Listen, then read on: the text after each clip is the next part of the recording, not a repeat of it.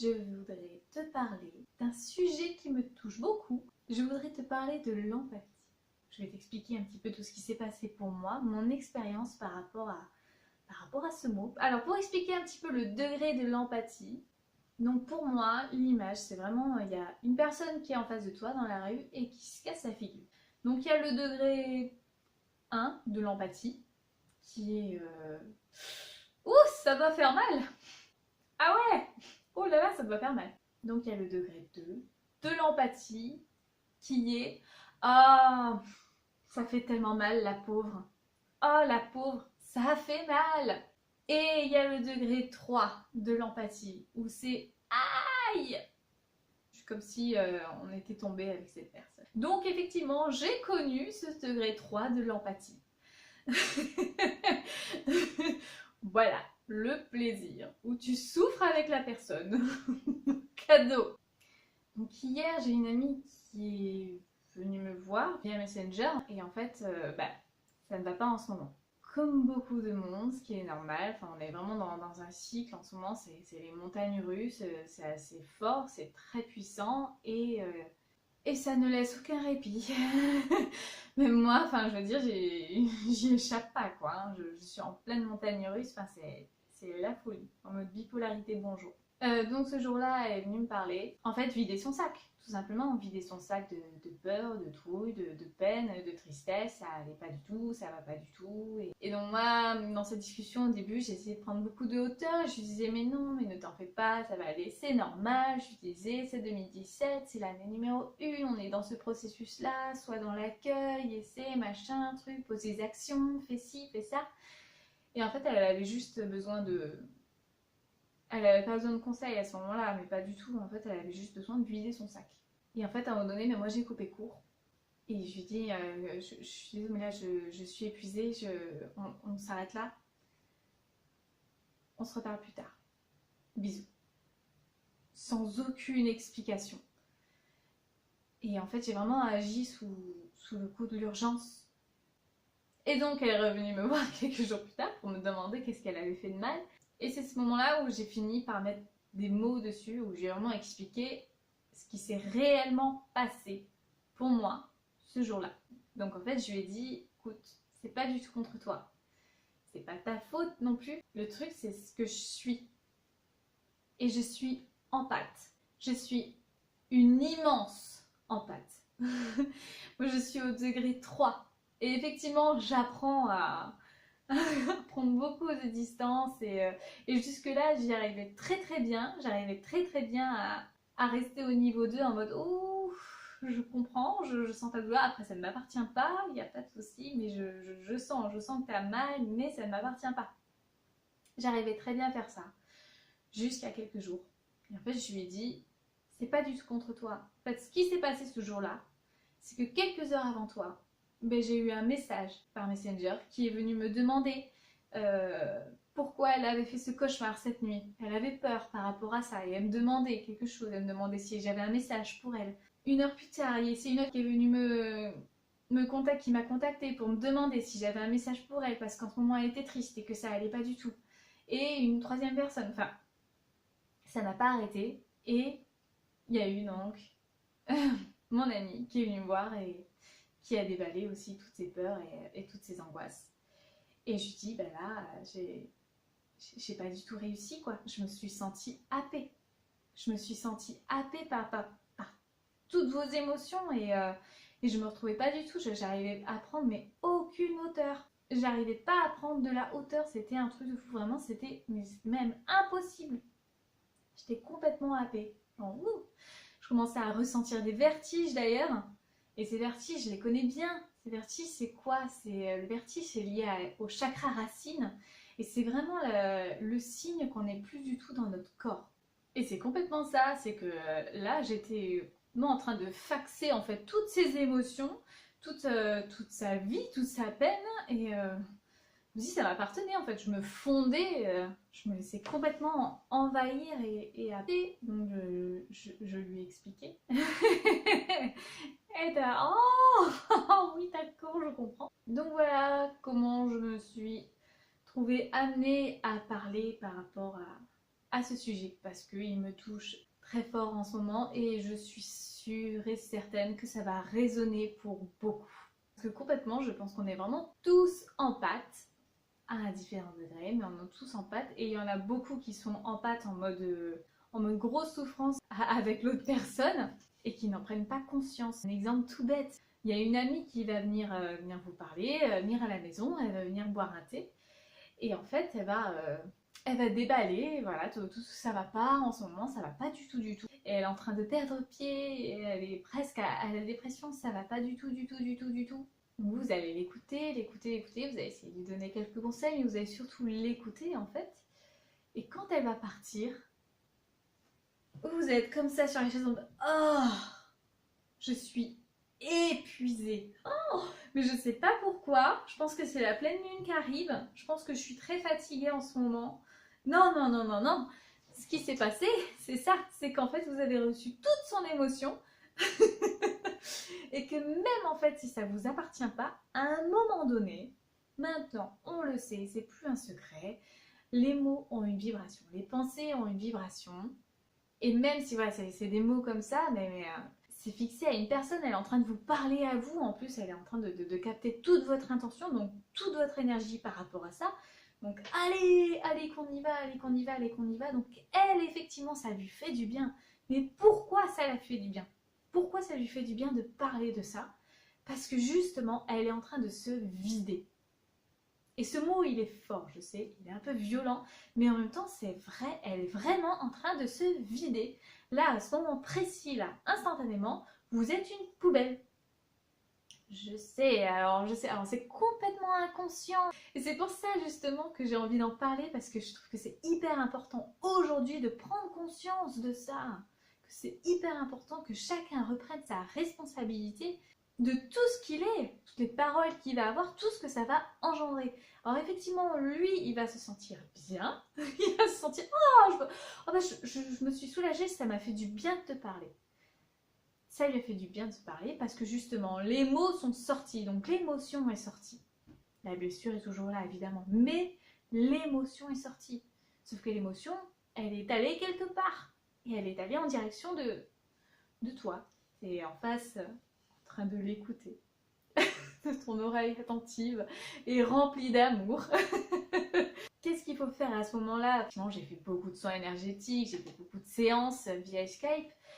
Et en mode maso la meuf.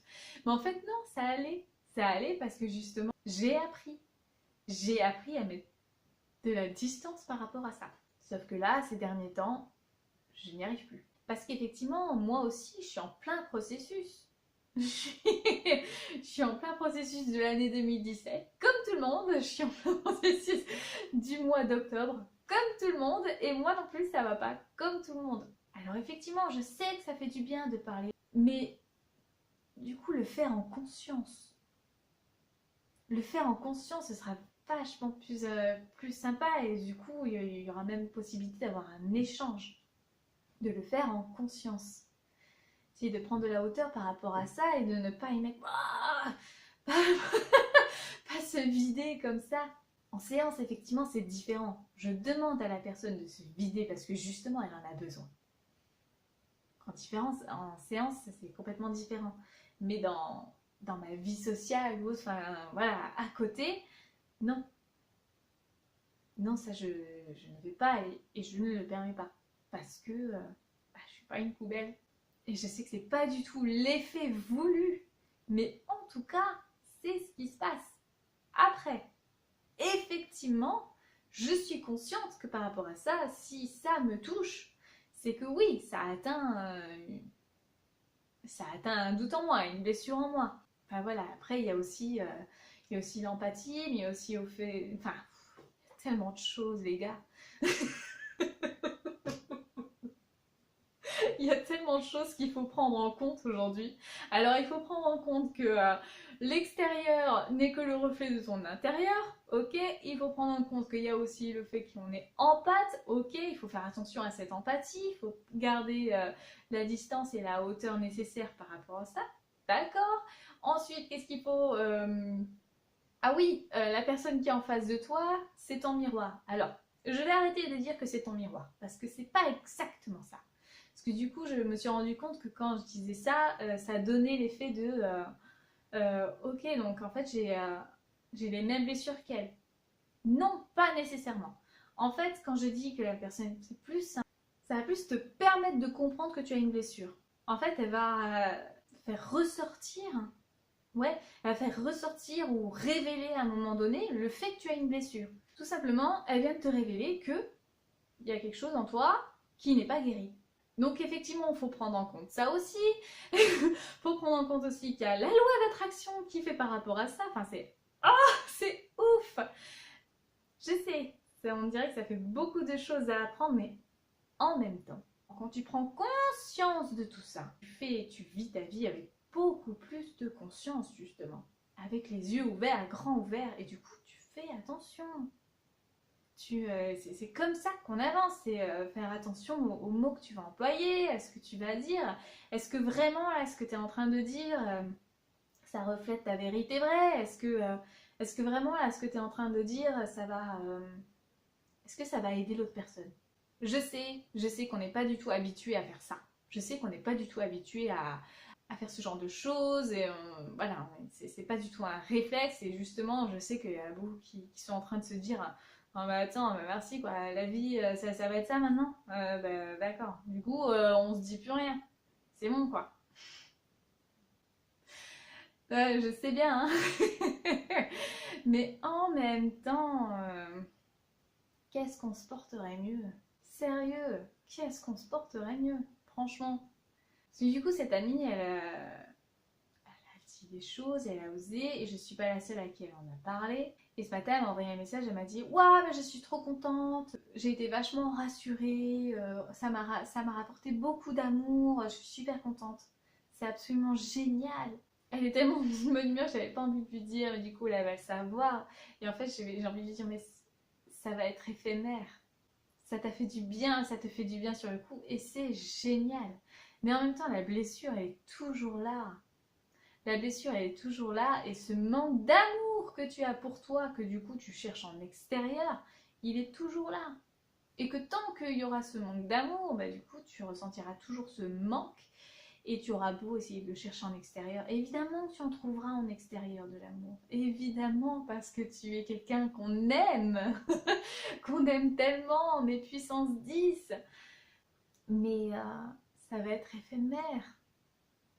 Que tant que tu travailles pas sur cet amour, ce manque d'amour que tu as pour toi-même, tu ressentiras toujours ce vide. Et il n'y a que ça à faire. Parce que tout vient de soi, rien ne vient de l'extérieur. Alors, encore un principe. Putain, on n'en peut plus des principes. Mais c'est vrai, rien ne vient de l'extérieur. Tout vient de soi. Et s'il y a quelque chose à transformer, c'est pas à l'extérieur, c'est en soi. Et si tu sais pas par où commencer, ben commence par déjà te dire je t'aime, je m'aime, je m'apprécie. Commence par te dire ça au moins une fois par jour. Commence ce processus envers toi-même. Il n'y a que ça à faire. Parce qu'en plus de travailler sur l'amour de soi, sur le manque d'estime qu'on a pour soi, ça va travailler sur tout. Puisque l'amour de soi, l'estime de soi, c'est le noyau de toute blessure physique et de toute blessure émotionnelle. Allons-y, travaillons sur cet amour. Et comment on fait pour travailler sur cet amour? Ben déjà, on arrête de se dénigrer toute la journée. On prend conscience du fait qu'on se dénigre toute la journée. C'est un truc de fou. Et du coup, on revient à soi et on se dit, ben non, même si c'est pas encore vrai, je m'aime de plus en plus chaque jour. Je m'apprécie de plus en plus chaque jour. Et c'est comme ça qu'on va commencer à revenir à soi, tout simplement. Mais il n'y a que ça à faire, putain. Pardon. Il n'y a que ça à faire. Il n'y a que ça à faire. Alors go. Donc là, j'ai un peu bifurqué au niveau de l'amour. Mais en même temps, c'est ça. Ça va tellement aider le monde si chacun pouvait faire ça en fait. Comprendre que tous ces problèmes, c'est juste lié au manque d'amour et au manque d'estime qu'on a pour soi. Par rapport à l'empathie. Donc moi, effectivement, ce qui m'a énormément aidé, ce qui fait que j'ai réussi à prendre beaucoup de distance par rapport à ça, c'est que justement, je travaille toujours sur le manque d'amour et le manque d'estime que je peux avoir pour moi. Et je sais qu'en faisant ça, je suis toujours dans ce processus et je suis toujours dans un rehaussement de ma vibration, dans le rehaussement de ma lumière, dans la lumière que je suis. Et c'est comme ça que je me protège, tout simplement, que ça à faire. Parce que je le vois, quand je vais super bien, que je suis en mode wouh, en mode winneuse, rien ne peut m'atteindre. Je peux avoir une personne en face de moi qui est en train de souffrir. Effectivement, je vais lui envoyer beaucoup d'amour, de la lumière, je vais l'aimer de toute ma lumière, mais je ne vais jamais prendre sa douleur. Parce que moi, je suis en paix, je suis complètement centrée en moi par rapport à ça. Tout simplement. Donc quand je veux me protéger par rapport à l'empathie, quand je sens que tout d'un coup je me sens happée par ces émotions, c'est tout simplement parce qu'en moi je ne suis pas centrée. Voilà comment on se protège de tout ça.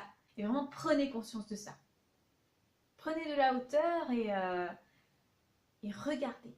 Sortez de l'automatisme dans lequel vous êtes et regardez-vous faire. Regardez les autres faire. Regardez-vous interagir avec l'autre et comment l'autre interagit avec vous. Regardez ce qui se passe. Qu'est-ce qui se passe en vous à ce moment-là, présentement? Comment vous vous sentez? Et à la fin de la discussion, comment vous vous sentez aussi? Prenez conscience de ce que vous êtes, de tout ce que vous ressentez en fait, de vos émotions. De l'amour. Prenez conscience de l'amour que vous avez en vous. Parce que c'est lui qui va vous indiquer. Voilà comment on se protège de l'empathie. On s'aime d'un amour indiscutable. On s'aime d'un amour à 100%, infaillible, sans aucun doute. Il n'y a que ça à faire les gars. Donc c'est parti, go, let's go to the go. Maintenant on s'aime, maintenant on se sourit, on sourit à l'autre et surtout on ne permet pas d'être une poubelle énergétique. Parce qu'on n'est pas une poubelle énergétique. Non. Donc si c'est beaucoup trop pesant à un moment donné, dans une discussion ou autre, ne pas hésiter. Et en y allant avec toute sa vérité, à dire excuse-moi, mais c'est trop. Et en fait, je suis complètement happée là par tout ce que tu me dis, je n'arrive à prendre aucune hauteur et je sens ça m'épuise et je suis désolée. J'aimerais tellement pouvoir t'aider, mais je ne peux pas. Par contre, moi, je veux bien te faire un câlin. Voilà. En vrai, c'est ce que j'aurais fait si je l'avais eu en face de moi. Viens, on se fait un câlin. Viens, on s'aime, on se fait un câlin. Je vous embrasse, je vous fais de gros bisous et puis à très vite. Salut, salut.